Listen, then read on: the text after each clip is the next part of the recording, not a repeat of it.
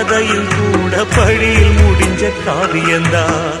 இருப்பதும் இறப்பதும் அந்த இயற்கையோட கையில, இருப்பதும் இறப்பதும் அந்த இயற்கையோட கையில. நான் மறைஞ்ச பின்னும் நிலைப்பது என் உயிர் எழுதும் கதையில.